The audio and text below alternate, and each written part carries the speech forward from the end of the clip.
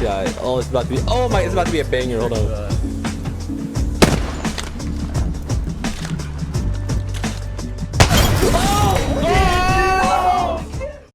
E aí, gente, tudo bem? Hoje eu vou contar uma história pra vocês de como uma ideia, um jogo com enorme potencial pode simplesmente ser arruinado pela falta de preparo e por não ouvir os fãs. Você obviamente sabe do que eu estou falando, afinal tá no título. Hoje eu vou falar de como Apex Legends se tornou o melhor Battle Royale de todos os tempos e o que foi que deu de errado.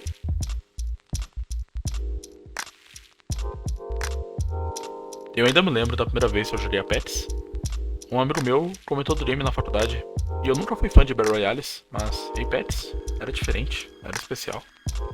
Em 4 de fevereiro de 2019, sem nenhum trailer ou aviso prévio, era lançado Apex Legends, um Battle Royale de Hero Shooters. Até então, nada demais, apenas mais um Battle Royale como os outros, certo? Bem, quase. Apex não era mais o mesmo. Diferente da maioria, Apex tinha um time to kill maior, o que exigia uma mira e mobilidade consistente, mas o maior diferencial era seu ritmo. Apex era rápido, Apex era intenso. Você sentia que os outros Battle Royales não proporcionavam o mesmo sentimento. Eu acho que a maioria das pessoas que jogaram Apex desde o começo tem suas melhores memórias no seu lançamento, principalmente devido ao meta, agressivo, fights constantes e o clássico caos na Cidade da Caveira. O personagem mais forte na época, a Wraith, possui muitas utilidades, começar pelas suas habilidades.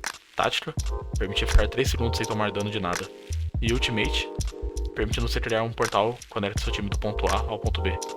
Também tem a passiva, mas não vou entrar em detalhes por agora. E eu nem preciso dizer que, devido ao meta, a Wraith se tornou o personagem mais popular e forte no momento, e era compreensível. Personagens como Pathfinder e Octane tinham boa mobilidade, mas Wraith era diferente. Com sua habilidade de Escape, permitia os players jogarem bem mais agressivamente. E devido a esse meta, personagens como Caustic eram muito situacionais e tinham pick rate baixo.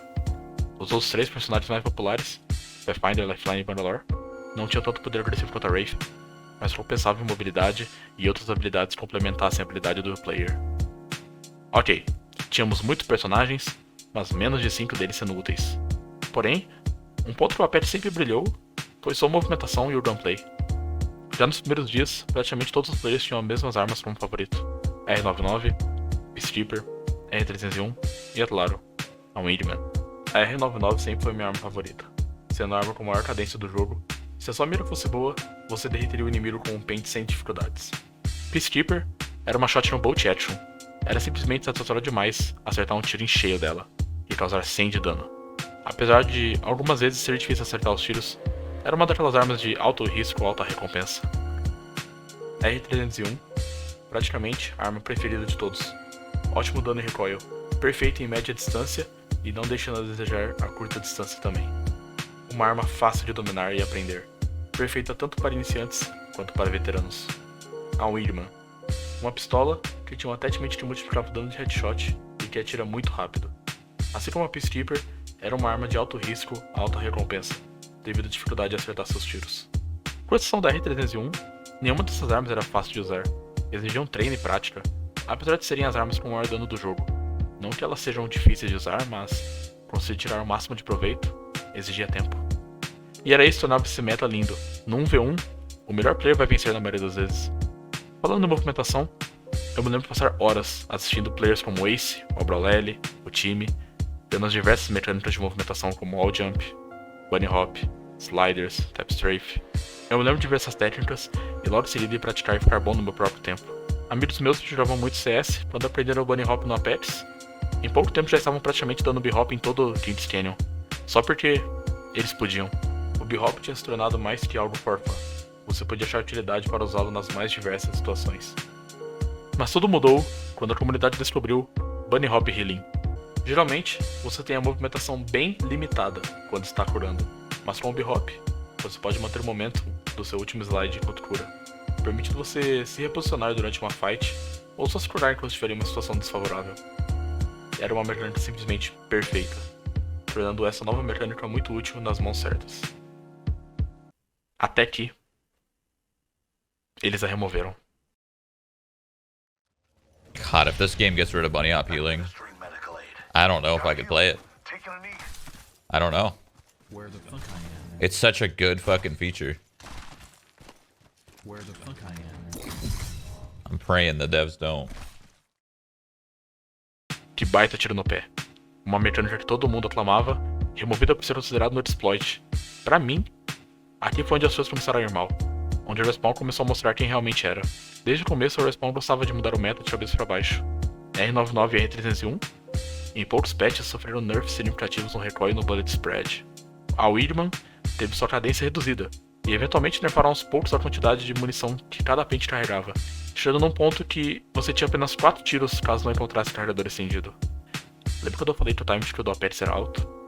Outro problema que o Apex sempre teve foi a quantidade de munição em cada pente que as armas tinham. Mesmo você podendo aumentar o pente encontrando carregadores, algumas armas simplesmente não tinham bala o suficiente, e a Weedman se tornou uma dessas com o tempo. 3 dos personagens mais populares, Wraith, Lifeline e Pathfinder, sofreram nerfs e agora tomavam mais dano, meio que desencorajando os players agressivos e forçando eles a serem mais cautelosos no posicionamento, ou até mesmo forçando-os a mudar de personagem e de arma. Outra mudança terrível foi a remoção de poder usar confires customizadas, sendo que isso é algo que vem de anos em vários jogos. Usar essas confires servem para customização, personalização e, mais importante, desempenho. A patch sempre teve problema em seu desempenho, e demorou um certo tempo para isso ser consertado. Eu me lembro ainda hoje de diversos crashes e freezes que eu tomava nas primeiras temporadas. Não só isso, como também o brilho excessivo que você tinha na tela quando estava fora da safe. E sem contar, é claro, o gigantesco muzzle flash, que literalmente impedia você de ver qualquer inimigo, principalmente em áreas escuras. Problema esse que foi resolvido na Season 4, um ano após o lançamento do jogo. Você ouviu isso direito. 1 ano. E aqui entramos em outro problema, que o Apex tem até nos dias atuais. A demora dos devs para lançar atualizações e fixes para o jogo. Lembra quando eu disse que o jogo saiu sem trailers ou aviso prévio? Pois bem, apesar de toda a maravilha do jogo era, a demora para trazer conteúdo e as partidas seriam apenas cair, matar, morrer, voltar pro lobby, se tornou muito repetitivo. E com aquela famosa frase diz, o que vem fácil, vai fácil. O número de players que o Apex conseguiu no seu primeiro mês foi absurdo. 25 milhões em uma semana e 50 milhões em um mês. Isso tudo para um jogo que, supostamente, não teve trailer ou aviso prévio. Apesar que depois foi vazado que eles pagaram uma quantidade enorme para streamers como o Shroud e o Ninja jogaram o game por um mês. A atitude essa que eles fizeram até a Season 5. A EA simplesmente não entendia que pagar streamers assim não iria atrair pessoas para o jogo de forma duradoura, principalmente se o jogo não fosse mais bom como ele era. Eu lembro de ler matérias com o título Apex Legends perde 90% dos players após um mês, a queda do matador do Fortnite. Ou até mesmo meu amigo dizendo que, se passasse de 1 minuto para outra partida, significaria que o jogo estava morrendo. Ok, eu sei que é um exagero, mas na situação de hoje em dia, não foge muito disso. Onde você precisa jogar em horários específicos e até ficar alguns minutos no lobby esperando só para encontrar partidas. E isso nem citando a ranqueada, onde você não conseguia encontrar partidas no Platina no servidor brasileiro, e tinha como única opção jogar largado no servidor estrangeiro. A Respawn sempre teve formas de interagir com a comunidade e mostrar como eles estavam se empenhando em melhorar seu jogo, como contas no Reddit, Twitter e até um Trello, mostrando melhorias que estavam sendo feitas e bugs a serem consertados. Pro players e a comunidade no geral estavam sempre dando conselhos de como melhorar o jogo, tanto no meta quanto no simples fato do jogo ser prazeroso de se jogar, dando feedback sobre melhorias e mudanças que o jogo precisava. E também alertando de problemas a serem melhorados como o áudio, que persiste até hoje, e os servers, esses aí só foram ficar bons lá na Season 10. Respawn ignorou tudo isso, e com o lançamento da Watts na Season 2, o meta de agressividade tornou-se você conseguir campear numa casa com as cercas e a ult dela, trazendo para o anel fechar em você ou o mais perto possível. O Respawn começou a dar buffs significantes em snipers como o Longbow para tentar counterar o meta da Wattson, tendo lançado na Season 3 a Charge Rifle, que quem jogou sabe como essa arma era, e ainda meio que é muito forte, sendo necessário zero prática ou habilidade para usá-la. E falando de Season 3, vamos a um ponto que eu comentei mais cedo.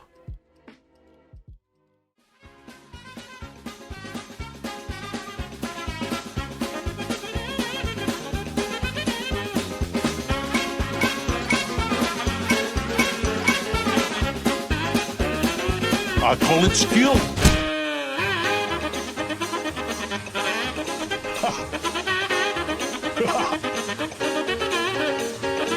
Now this is a party I bring home cooking to. Nice try.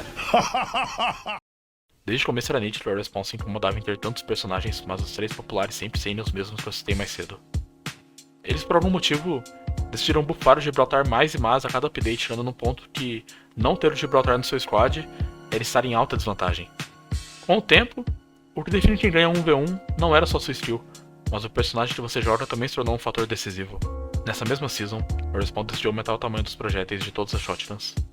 A ideia deles com isso era facilitar acertar os tiros para evitar você causar 10 de dano como acontecia com frequência. Eu nem preciso dizer que foi uma ideia terrível.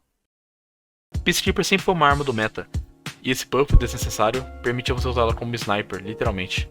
Mas tudo bem, erros acontecem, e a comunidade pediu para que revertessem isso no mesmo dia que o patch saiu. E após 2 semanas, eles mudaram. Mas foi o multiplicador de headshot. O quê? Não foi o que pedimos, e isso nem chega perto do que era necessário. Literalmente ninguém chegou a reclamar do problema ser o multiplicador de headshot. Todos fomos claros, desde o começo, sobre o que deveria ser feito. E pois bem, após um mês, finalmente reverteram o buff da Peacekeeper, coisa que foi pedida no primeiro dia que o patch saiu. Mais ou menos nessa época, o Respawn resolveu implementar skill-based matchmaking em partidas casuais. E não me entenda errado, o SBMM é importante para separar players novatos dos players mais experientes, nada mais que justo, mas o sistema é simplesmente falha em diversas formas. Não importa o seu nível ou KD, você acaba sendo pareado com players de alto nível, e muito menos importa se você joga solo ou em squad fechado. Os aleatórios raramente ajudarão em algo, pois a maioria dos players bons jogam com outros players bons no mesmo time. Usando a mim mesmo de exemplo, meus amigos que jogavam Apex não eram tão familiarizados com FPS como eu, e mesmo com o SBMM, a gente caía contra players de alto nível praticamente todas as vezes. Com o tempo, a Apex foi deixando de ser divertido, tanto para eles quanto para mim. Eventualmente eu nem pude mais jogar com meus amigos por causa disso, pois o SBMM colocaria eles em partidas mais difíceis, por minha causa. Um dos principais motivos fez eles irem tomando burnout do jogo foi a gigantesca falta de conteúdo. Eu ainda lembro de um dos devs citar que eles pretendiam lançar o Apex e só começar os conteúdos de fato um ano após o lançamento. Eu não sei onde eles estavam com a cabeça nisso, e o mais estranho é essa imagem aí, que mostra o plano deles de lançarem conteúdo no primeiro ano, sendo que com o lançamento horrível da Season 1, foi nítido que eles não tinham nada pronto e não faziam ideia da proporção que o jogo deles tinha tomado. Mas já era tarde, os players que foram embora não iriam voltar. Com o tempo, a Respawn foi criando conteúdo, mas era sempre a mesma fórmula manjada de uma season nova. Personagem novo, mudanças no meta, nerf em personagens populares, principalmente na Wraith, arma nova, e a cada 2 a 3 seasons, um mapa novo.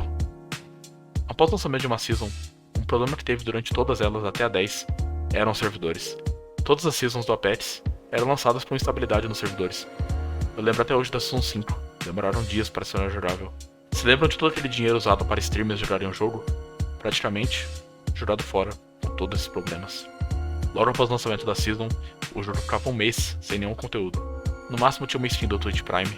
Logo depois, eles lançavam o que eles chamavam de evento de coleção, que era só mais um evento aí para você gastar muito dinheiro comprando todos os 24 itens para liberar uma arma corpo a corpo, que eles chamavam de herança. E lá pelas últimas 2 a 3 semanas no final da Season, eles lançavam outro evento. E adivinha o quê? Mais skins caras. E às vezes, algum modo de jogo por tempo limitado.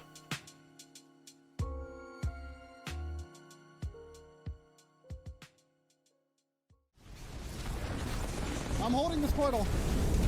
Yep, get ready, they're gonna come in. Look at the bubble, look at the bubble. Crack the bubble hard. I'm down it. Fight for it. I'm just throwing nades. Big nade, huge nade. Oh my fucking god. What? Let's go! The 5-time, baby! Dude, that fucking nade! I killed 6 people with that! Holy shit, Mac! Holy shit! The 5-time, baby! Let's go!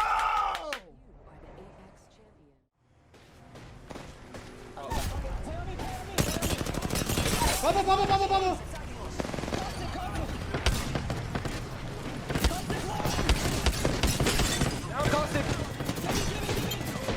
Nice!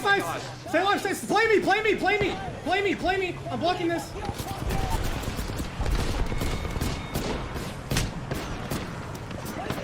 Nice, stay alive! You're insane! No fucking way! No fucking way! Good job, Jordan! Holy shit! Fucking bro! Fucking down 2 people meleeing him! You don't even know what I just fucking did. Oh my fuck! Yeah, baby! Holy fuck, dude. We have so many kills. Let's We have so go! many fucking... O competitivo do Apex foi ajudando a manter o jogo vivo por muito tempo, mas era nítido que a EA só focou no jogo na América do Norte e na Europa. Isso fez cada vez mais o jogo crescer lá fora e cada vez mais aumentar o número de players. Sem contar também os diversos torneios semanais que tinham só no NA e na Europa. Mas aqui no SA, as coisas não estavam tão bem assim. Lembra quando eu disse que os players que foram embora não voltariam? Pois bem, a cada season, o Apex tinha menos players ativos na América do Sul, chegando num ponto em que você só precisa deixar partidas casuais sem esperar por muito tempo, no período da tarde pra noite. Players novos que tentam começar o jogo são destruídos pelo SBMM, por caírem contra outros players muito mais habilidosos e eventualmente desistiam do jogo. E é como eu disse, os players bons só jogam com players bons no time, e aqui no SA isso era muito constante. Será que é tarde demais para o Apex voltar a ter toda sua glória? Do modo que o Respawn vem gerenciando seu jogo, só me faz perceber que eles estão fazendo o que querem e não estão nem aí pra comunidade. Na Season 2, teve um evento de 2 semanas que trazia o modo solo, após a comunidade muito pedir. O modo foi um sucesso, mas eles disseram que não era saudável para o game, e o modo nunca mais se tornou em evento nenhum. Esses caras simplesmente se recusam a escutar a comunidade e continuam com essa teimosia.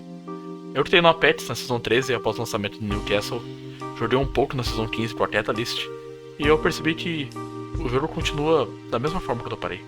A Apex aparece estar chegando no seu limite. O Respawn simplesmente não se toca que as pessoas que mantêm seu jogo ativo estão eventualmente parando e indo para outro jogo que lança, devido ao Apex não estar mais segurando elas. Por ora, as pessoas que ainda jogam Apex Legends hoje em dia, mesmo com todos os altos e baixos, jogam porque sabem como um dia ele foi bom.